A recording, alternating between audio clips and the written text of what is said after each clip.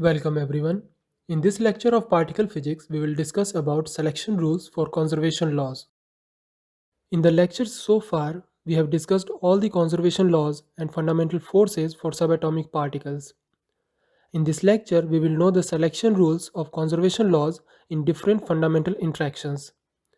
This lecture is based on the previous lectures of particle physics. Therefore, my suggestion is that if you have not yet watched our lectures, then check them out first, so that this lecture will be easy to understand. If you have ever studied about particle physics and conservation laws before, this lecture might be little confusing for you because the information described in this lecture may be different from your knowledge about conservation laws. So watch the entire lecture carefully. We have discussed 14 different types of conservation laws for subatomic particles so far. Some of these conservation laws are universal and some approximate. All these conservation laws are based on different quantum numbers defined for subatomic particles, like lepton number conservation on lepton number, strangeness conservation on strangeness. But these quantum numbers are not the same for all particles and antiparticles. The quantum number that follows algebraic addition rule are opposite in sign for antiparticles.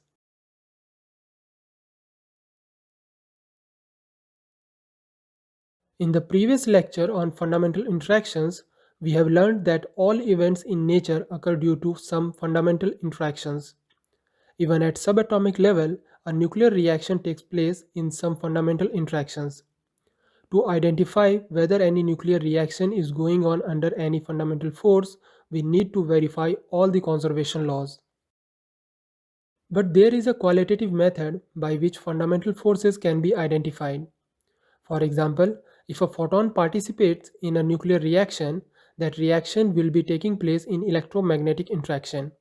Similarly, if neutrino participate in a nuclear reaction, then that reaction will be proceeding in weak interaction.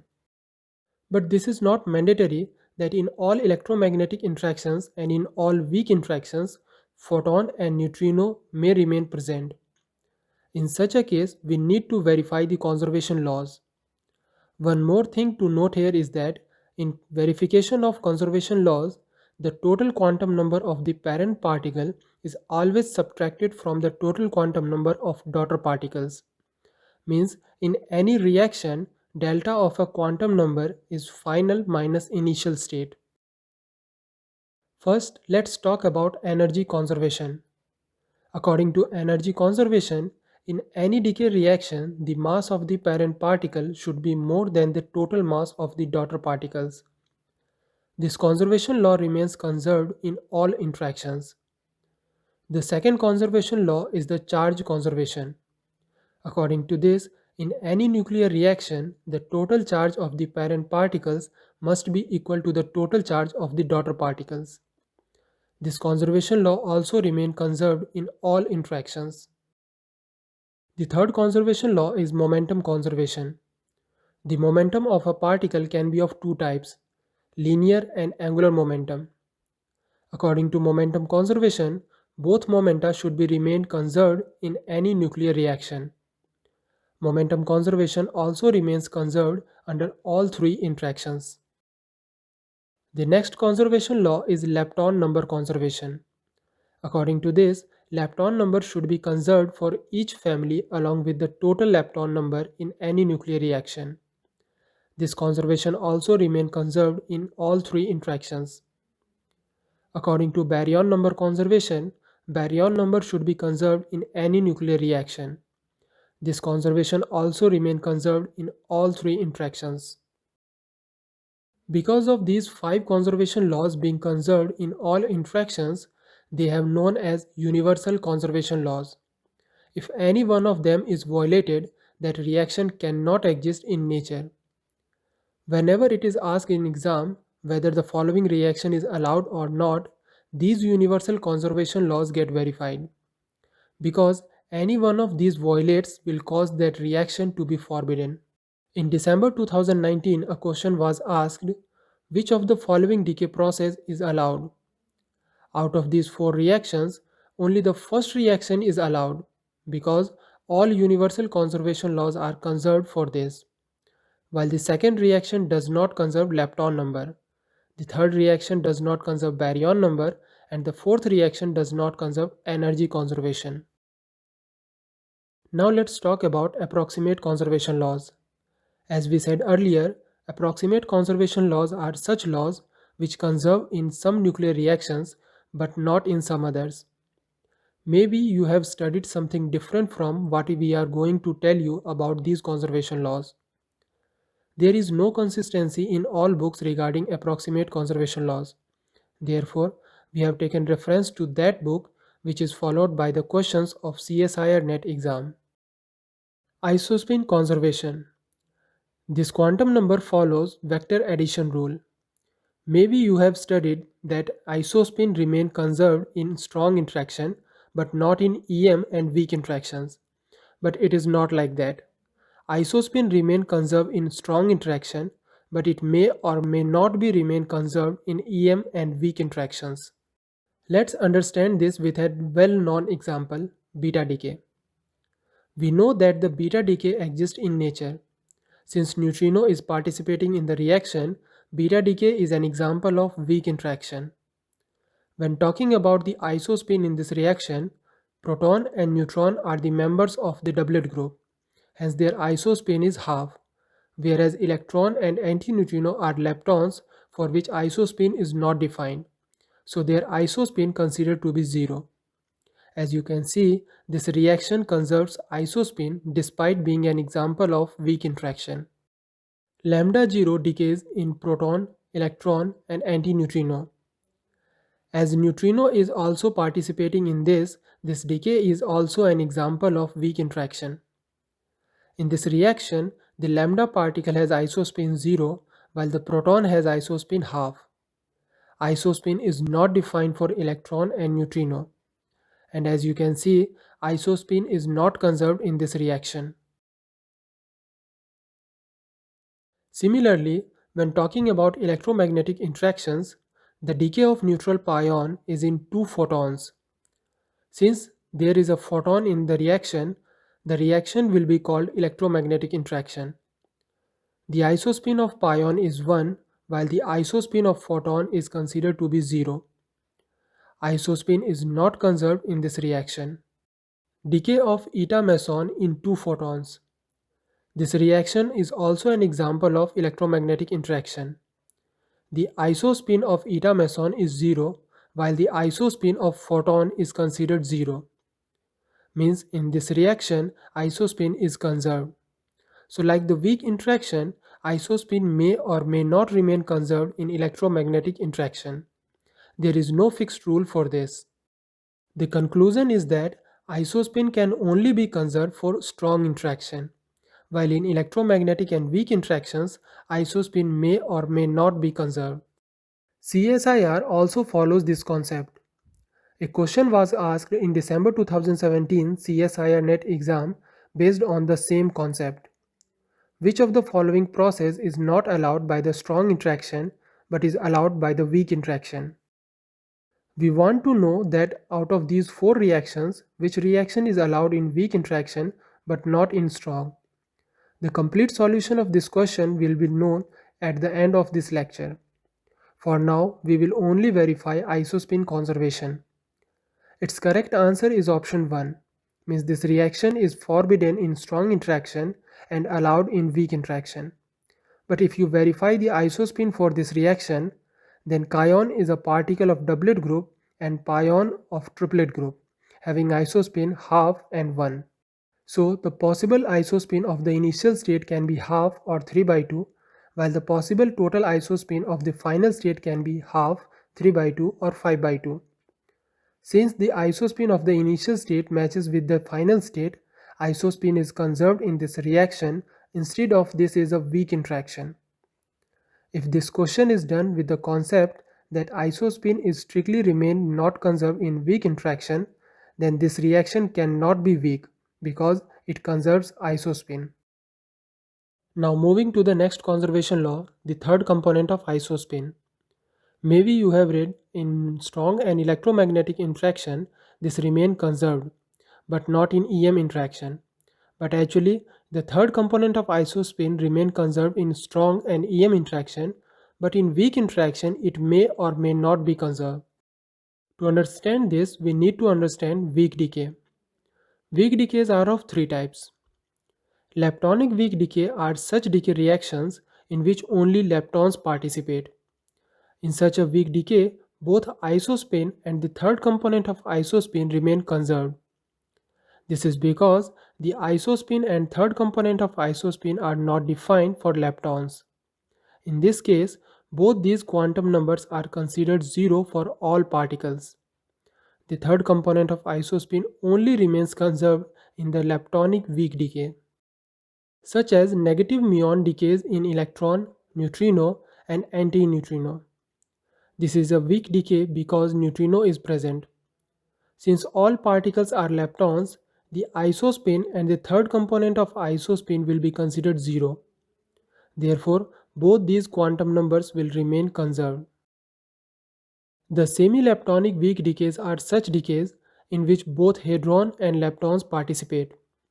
The third component of isospin does not remain conserved in such decays, like beta decay.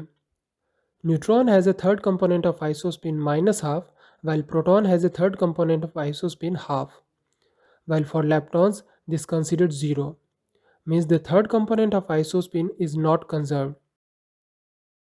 Whereas hadronic weak decays are such decays in which only hadron participates.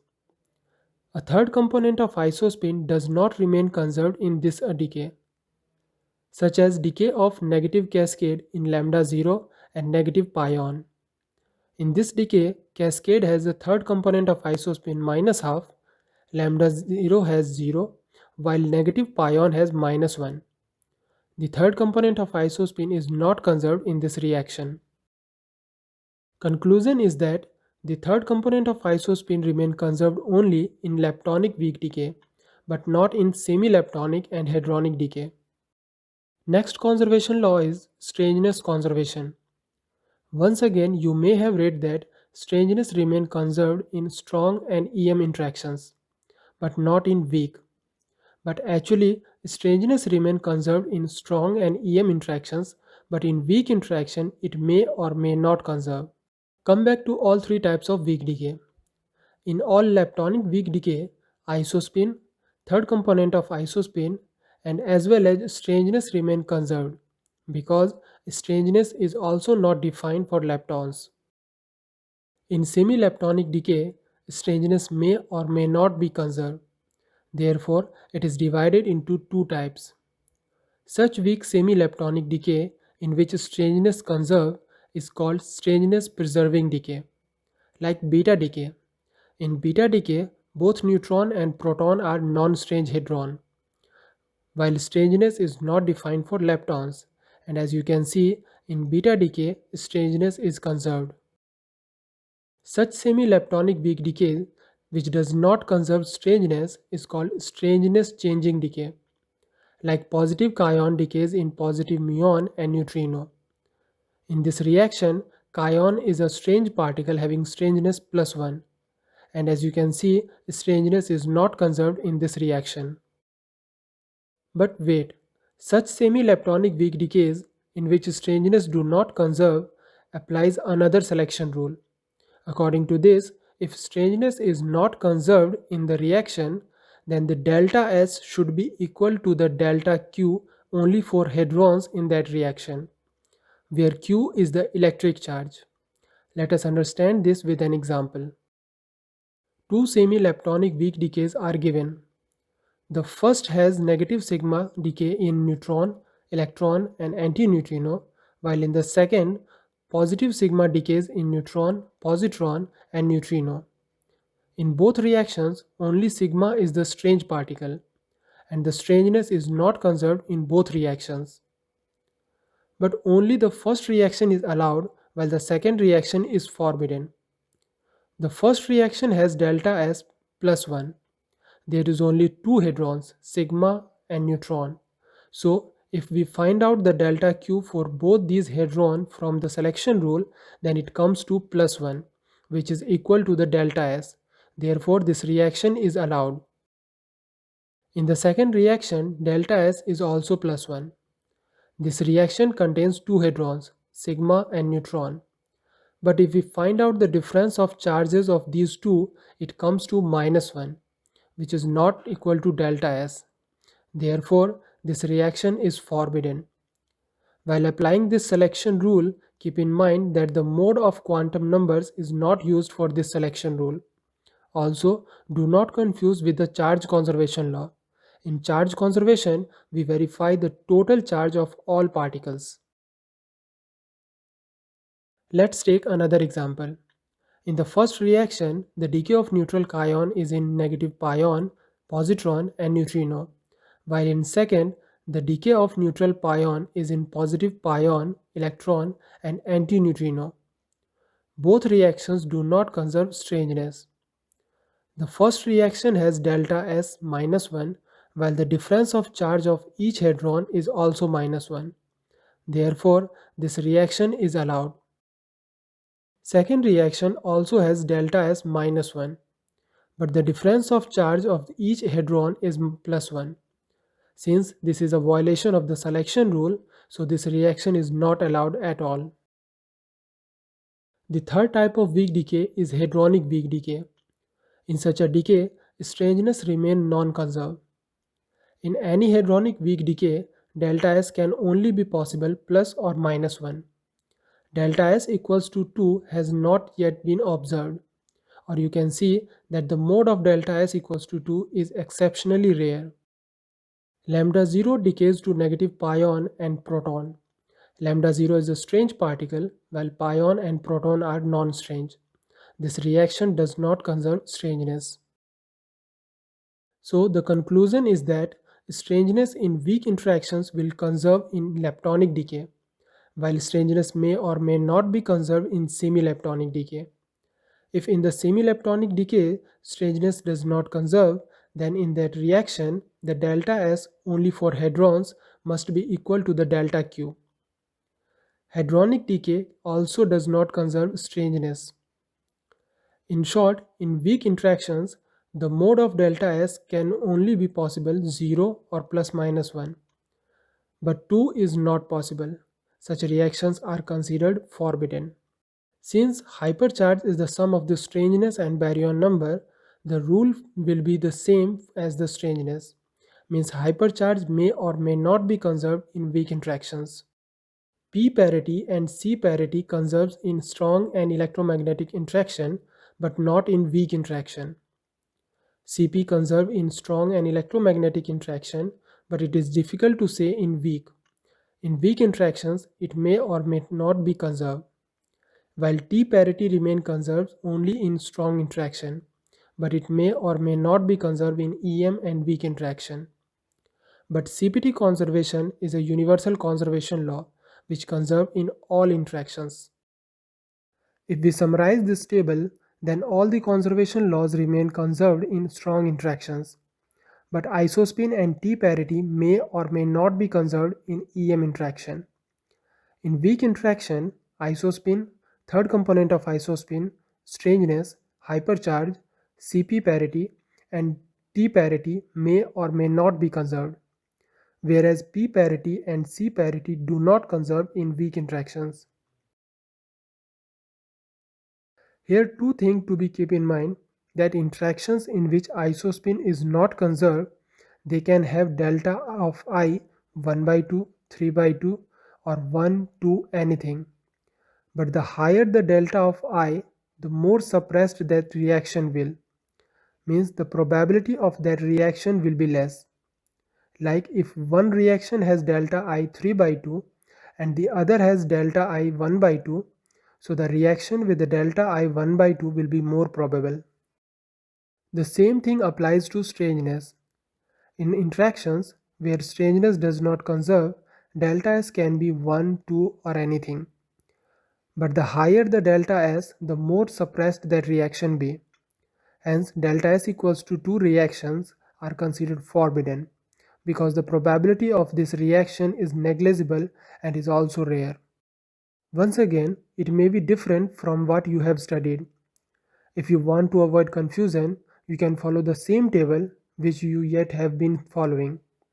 We have told you only that thing following which the questions have been asked in the paper of CSIR-NET. For more details, you can go through our reference book. Let's practice some nuclear reactions. A question was asked in GATE 2010. Match the relation on the left with the associated interactions on the right. In this question, we want to identify the fundamental force associated with all the three interactions. Talk about the first reaction. Neutrino is participating in this. So this reaction is associated with weak force. Similarly, photon is participating in the second reaction. So it is associated with EM force. Therefore, the third reaction will automatically be associated with strong force. Come back to the question asked in the December 2017 CSIR NET exam. As we saw earlier, isospin is conserved in all four reactions, which means the answer of this question cannot be found by isospin. Another thing is that in option 3 and 4, baryon universal conservation law is not conserved. Therefore, both these options will be forbidden in any interactions. Now let us verify option 1 and 2. Since only hadron is participating in all the four reactions, means they are hadronic decay. And in weak hadronic decay, the third component of isospin does not conserve, which means the reaction in which the third component of isospin conserve will be allowed in strong interaction, and the reaction in which the third component of isospin is not conserved will be allowed in weak interaction. In option 1, the third component of isospin is not conserved, while in option 2, the third component of isospin is conserved. Therefore, option 1 is not allowed in strong interaction.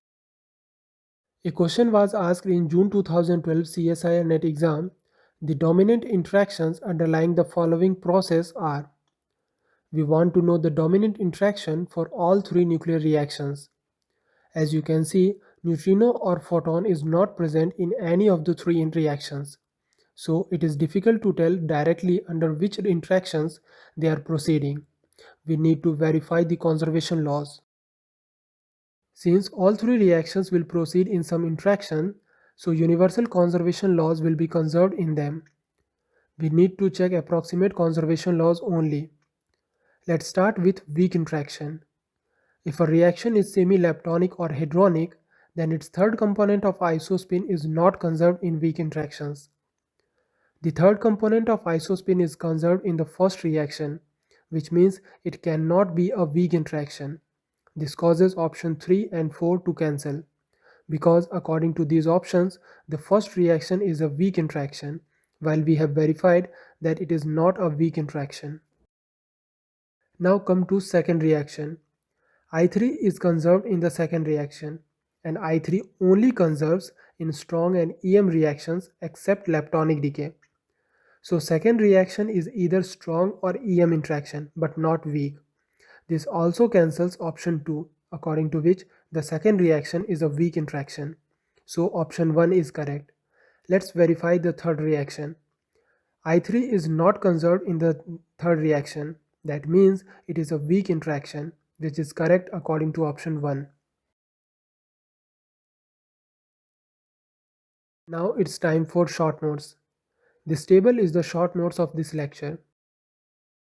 If you want to verify the interactions, then its procedure is first verify the universal conservation laws.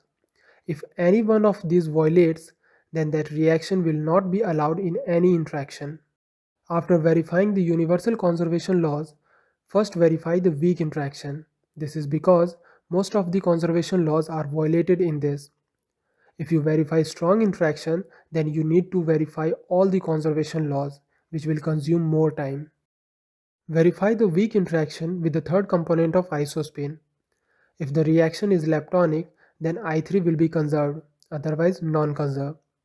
After verification of third component of isospin, verify the strangeness, because it is necessary to delta S equals to delta Q in semi-leptonic decay. If it does not, then that reaction will not be allowed.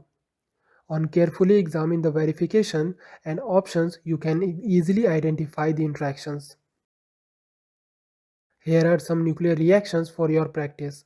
some of which are proceeding in strong, some in EM, and some others are in weak interactions, while some interactions are suppressed. Solutions of this practice set will be provided in the next lecture. If you wish, you can download detailed PDF notes of this lecture. To download notes, you can either get the membership or Patreon page or via link given in the description below.